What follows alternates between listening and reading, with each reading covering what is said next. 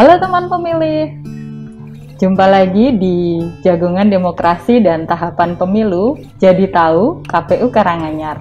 Kalau biasanya kita bersama-sama menyimak Jadi Tahu di siaran langsung Swiba FM, karena sekarang sedang PPKM, jadi kita siarannya lewat YouTube. Yang pasti jangan lupa untuk like, share, komen, dan juga subscribe YouTube channelnya KPU Karanganyar.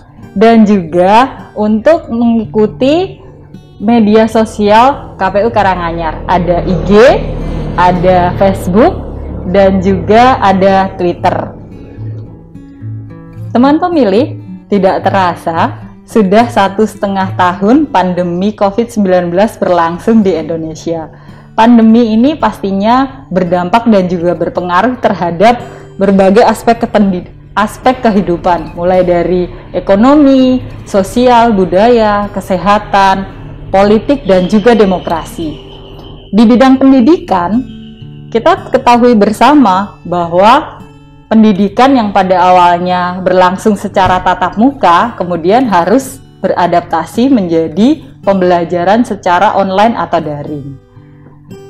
Bulan Juli adalah tahun ajaran baru untuk tahun pelajaran 2021 dan 2022.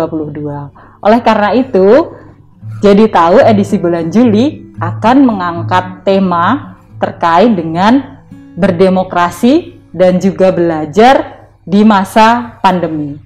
Untuk itu sudah hadir bersama kita Ketua MKKS SMK Kabupaten Karanganyar. MKKS ini adalah Musyawarah Kerja Kepala Sekolah SMK Karanganyar yang juga sekaligus Kepala Sekolah di SMKN Jumantono dan Kepala Sekolah di SMKN 1 Karanganyar, Bapak Setiono SPD MM. Assalamualaikum Pak Setiono. Waalaikumsalam warahmatullahi wabarakatuh. Sehat ya Pak? Alhamdulillah sehat. Gimana Bu Tias? Alhamdulillah sehat juga. Senang sekali KPU Karanganyar bisa sowan ke rumahnya Pak Setiono. Pak Setiono, gimana nih Pak dampak dan juga pengaruh dari pandemi COVID-19 terhadap dunia pendidikan khususnya di Kabupaten Karanganyar Bapak? Ya, sebenarnya untuk dampak daripada pandemi ini sangat terasa sekali sejak pemerintah mengumumkan pembelajaran dengan daring atau online sejak Senin tanggal 16 Maret 2020 itu sudah sangat terasa. Dan di mana pemerintah waktu itu kan baru mencanangkan 4.0 itu baru wacana. Dan kita dengan adanya pandemi dipercepat sehingga sekolah harus menyesuaikan pendidikan daring, yang mana harus menyiapkan peralatan berupa laptop, kemudian HP Android, yang mana rata-rata anak belum memiliki waktu itu. Dan juga dari kuota ya, anak-anak di Jumantono terutama itu kan anak-anak pinggiran, sehingga sangat terasa sekali dampak daripada pandemi. Sehingga MKKS berupaya untuk membantu anak-anak yang kesulitan untuk belajar. Masing-masing sekolah waktu itu berlomba-lomba untuk membantu siswa yang tidak memiliki gadget HP Android dengan diberikan pinjaman. Kalau anak nanti sudah dapat HP sendiri, maka nanti digantikan atau dipindah ke tempat yang lain yang lebih, ke teman lain yang belum lebih punya juga, ya, yang lebih membutuhkan. Itu yang dilakukan waktu itu di Kabupaten Karanganyar. Saya rasa itu Mbak Tias. Jadi pembelajaran secara online insya Allah juga sudah bisa berjalan ya di tingkatan SMK di Karanganyar ini ya Bapak? Alhamdulillah kalau untuk SMK ini setelah 1 tahun berlangsung, ini sudah banyak sekali anak-anak yang memiliki HP Android sehingga pembelajaran tidak hanya dari WA. Kalau dulu kan WA, Dan sekarang sudah menggunakan Google Meet, Google Classroom, itu sudah bisa berjalan. Kalau dulu ya pokok pakai WA, dan guru-guru juga sudah familiar dengan WA, tetapi masih membutuhkan anak hadir ke sekolah menyetorkan hasil pekerjaannya, tugasnya. Jadi saya rasa itu dulu. Nah sekarang insya Allah sudah berjalan dengan baik dengan pengalaman yang 1,5 tahun. Pak Setiono, pendidikan itu kan salah satu usaha untuk meningkatkan kualitas sumber daya manusia. Jadi tidak hanya pada sebatas pemberian pelajaran, tadi sudah disampaikan kalau secara online ini bisa tetap dilakukan, tetapi kan berkaitan erat juga dengan pendidikan karakter. Kalau pendidikan karakter ini seperti apa ini dengan adanya online nih?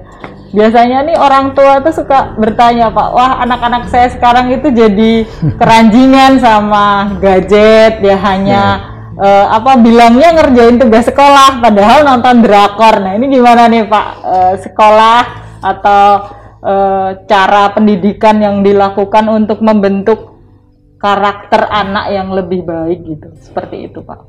Untuk pendidikan karakter, di setiap 15 menit pertama ketika guru masuk ke roomnya anak-anak, itu guru diwajibkan untuk mengingatkan tanggung jawabnya, terutama ibadah kepada Allah sesuai dengan agama dan keyakinannya, selalu berdoa, dan juga peduli pada diri, keluarga, dan lingkungan terhadap bahaya COVID-19 ini. Sehingga anak-anak itu selain kewajibannya menjaga dirinya dari COVID, juga harus memperhatikan keluarga sama lingkungan. Itu selalu diingatkan di awal pembelajaran. Setiap guru wajib mengingatkan. Dan juga diberikan tanggung jawab. Jadi ada batas waktu yang diberikan siswa untuk mengumpulkan tugas selain yang online. Jadi karena masih banyak guru-guru yang menggunakan media pembelajaran yang mana wajib mengumpulkan ke sekolah. Jadi harus dipesan dengan tanggung jawab pada anak. Insya Allah dengan begitu selama 1,5 tahun, satu pun dari anak-anak kami tidak ada yang terpapar COVID-19. Saya rasa itu untuk pendidikan karakter, dan tanggung jawab yang lain sudah melekat pada tugas masing-masing anak. Jadi walaupun mungkin dengan pembelajaran daring, online, tapi tetap untuk pendidikan karakter, nilai-nilai keagamaan, patuh dan takwa kepada Tuhan tetap untuk selalu diingatkan, kemudian tanggung jawab dan juga kejujuran juga tetap disampaikan kepada siswa-siswa semuanya ya Pak? Iya, jadi kami sudah berikan kepada Bapak Ibu Guru terdapat 9 pilar karakter yang berasal dari nilai luhur universal. Yang pertama adalah karakter cinta Tuhan dan segenap ciptaannya. Kemudian kemandirian dan tanggung jawab. 3, kejujuran, amanah dan diplomatis. Hormat dan santun. 5, dermawan, suka tolong menolong dan gotong royong atau kerjasama. Kemudian percaya diri dan pekerja keras, kepemimpinan dan keadilan. 8, baik dan rendah hati. Serta yang terakhir adalah karakter toleransi, kedamaian dan kesatuan. Itu yang kita tanamkan, yang harus disampaikan pada Bapak Ibu Guru pada siswa. Menarik sekali ya, berarti di sekolah menengah SMA, SMK, dan MA ini lengkap sudah, tadi ada 9 pilar pendidikan karakter. Nah, kalau teman-teman siswa itu kan sebagian besar adalah pemuda ya, usia-usia produktif, usia-usia awal pemuda. Nah, ini terkait menyangkut leadership, kepemimpinan, politik, dan juga demokrasi di masa pandemi ini seperti apa, Pak? Kebetulan anak-anak kami yang OSIS sama Dewan Ambalan itu memang anak-anak yang terpilih secara alami, mereka dengan sukarela. Yang ambalan itu dia mengasah kepramukaan walaupun di saat pandemi dengan pendidikan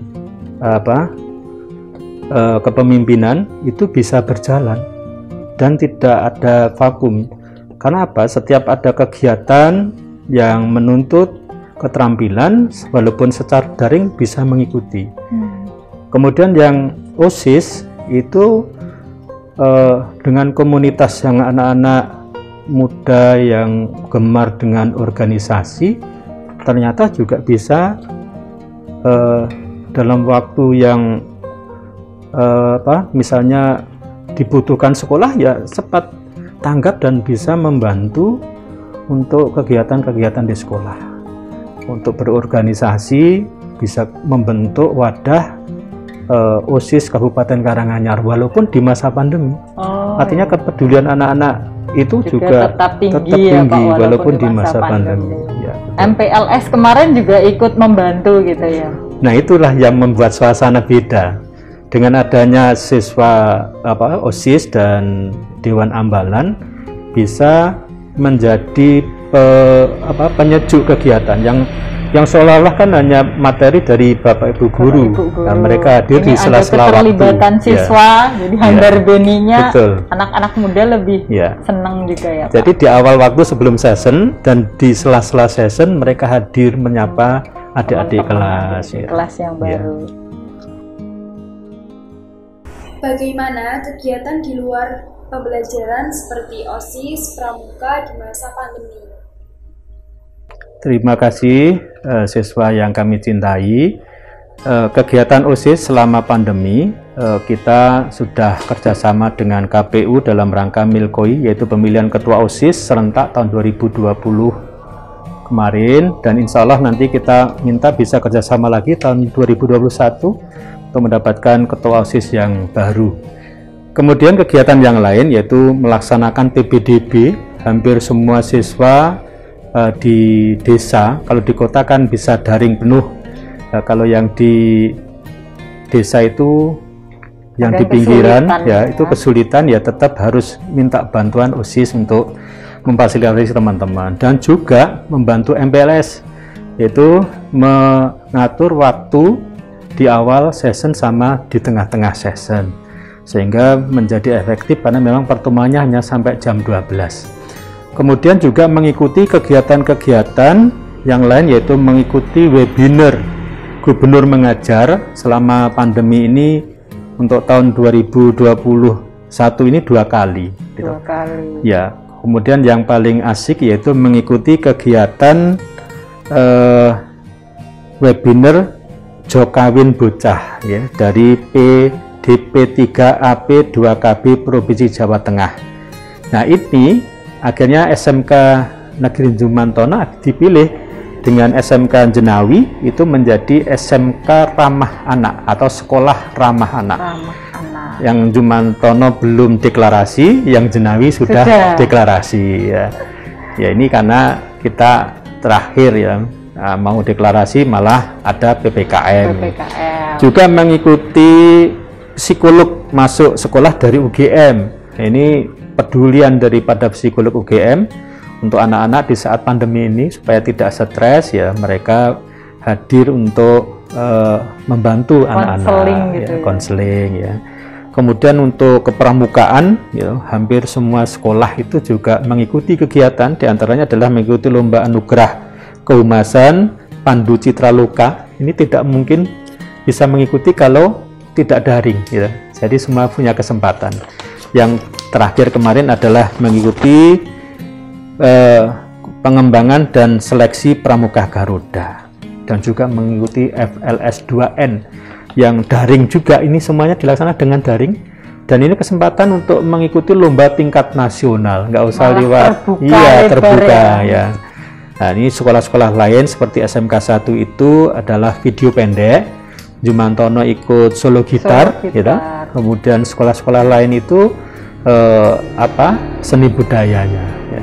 Jadi semuanya produktif anak-anak, dan juga UKS itu malah dapat bantuan dari direktorat ya, kegiatan walaupun hanya kecil, nilainya 15 juta, tetapi semua adalah kegiatan dari anak-anak di luar pembelajaran ya. Berarti banyak yang bisa dilakukan juga ya, tetap bisa dilakukan selama pandemi. bisa ya.